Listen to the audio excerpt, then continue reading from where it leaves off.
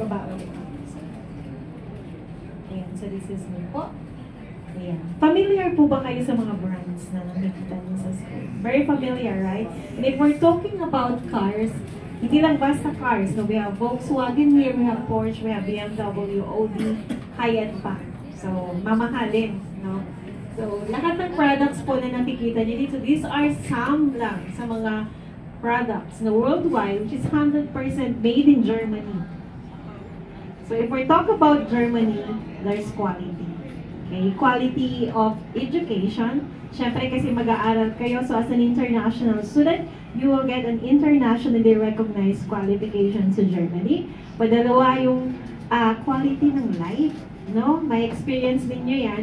At ang Germany po is one of the richest countries sa Europe. So, yun po ang maganda. Okay. Ang pinaka-top na company sa Germany, when